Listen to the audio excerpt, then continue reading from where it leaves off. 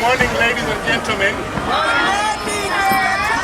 Ladies and gentlemen, I'm happy to see you here this morning as you participate in deciding and determining your destiny. This country belongs more to the young people than the old people, because for the young people, you are here longer than the older people. We therefore need a country which will continue to be peaceful. And our duty this morning is to say in very loud and precise terms that there should not be any violence and that nobody should use you to perpetuate violence anywhere. Can we say no violence during elections? No violence during elections! No violence during elections! No violence during elections! As young people, we are stakeholders in this, and we want to ensure that we are not used by anybody to perpetuate violence anywhere during elections. Our working message is just say no!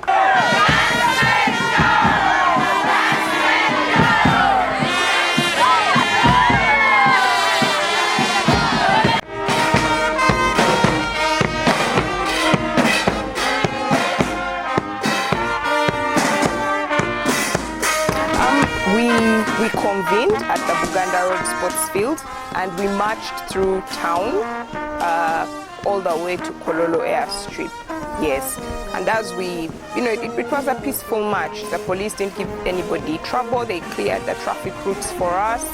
And yeah, people kept joining us actually. Some people, young people, kept joining the march as we went on, and of course they would join in and then get off at some point, but that is the purpose, that they were showing solidarity with the police.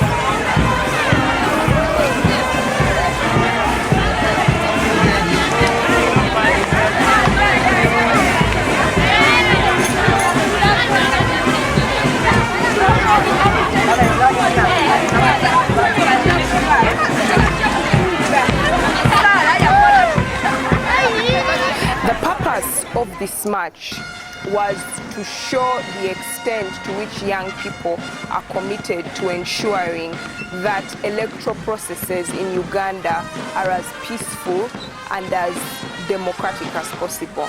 And one of the ways of ensuring that is making sure there's an enabling environment for that to take place. So if, for instance, you have election violence, then it mars an election process. An election cannot be free and fair if there was so many cases or instances of election violence. So when we called upon young people and said, this time round, let us refrain from election violence, the Peace March was a symbol of their commitment to that. The Youth Declaration of Peace, which is the book, the signatures that they collected, was also another symbol to that. That going forward, not just in the 2011 elections, but going forward as young people, as long as we are engaged in democratic or electoral processes, we want to do so peacefully.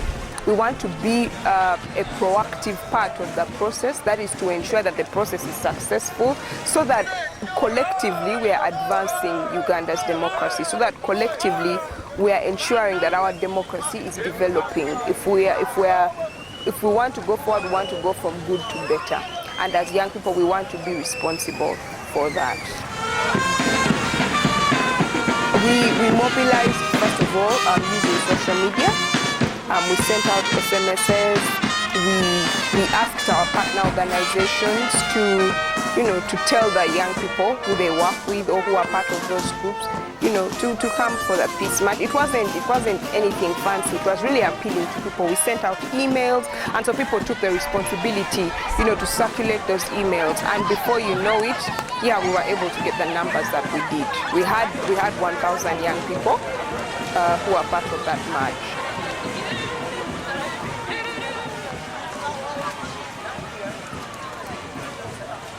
That the police were able to show us solidarity, and I think that's also partly due to the fact that we worked with them from the onset of the campaign. They were part of the campaign. When we were doing trainings, we would invite them to speak to communities. So there was that relationship we had already established with them.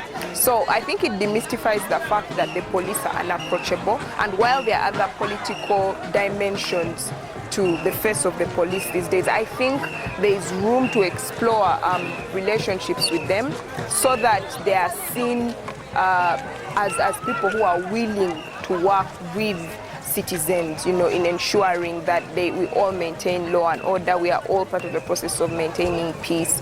Yes, so I think the police had a very great role to play, and play it they did.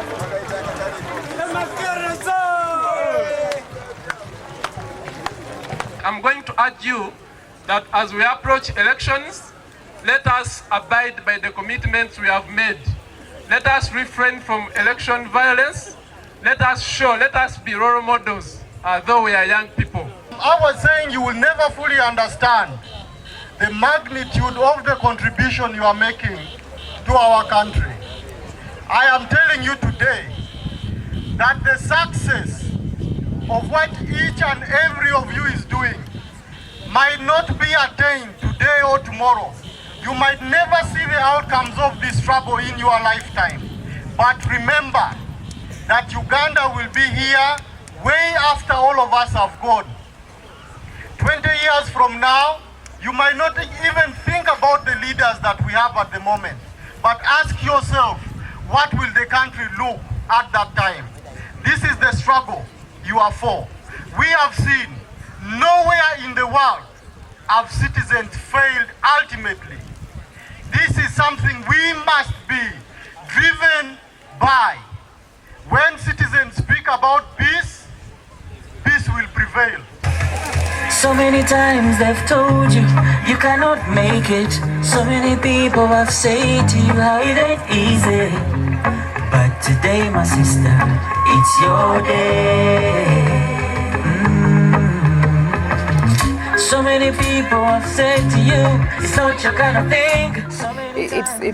There are really no words to express how grateful we are for the time and commitment that all the young people who are part of this campaign put in.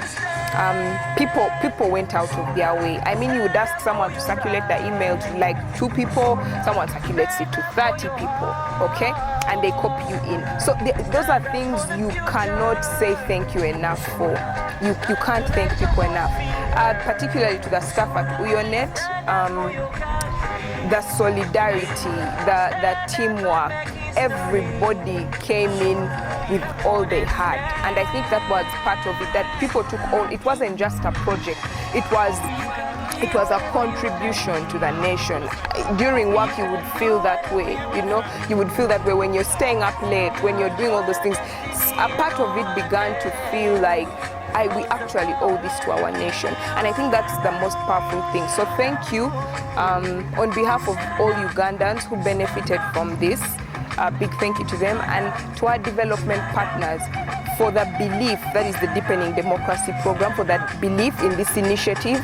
And I think what I really liked about the partnership we had with PDP was they gave us room to express our innovativeness and creativity, and only supported it with, insight and, support in terms of information on how can you do things better. It's not like other development partners who want to, take on the whole campaign and box. No, they played a very, very supportive role. When you would call upon them, they would give you, comments and insights. They came and matched with us, which I think was a very, very powerful statement in solidarity. And so it helps us appreciate that there can be another dimension to working with development partners. It was good to work with people who actually believe in what you're doing and showed us full solidarity, full support, followed us through what was happening. It was really, really great, and for that we are thankful.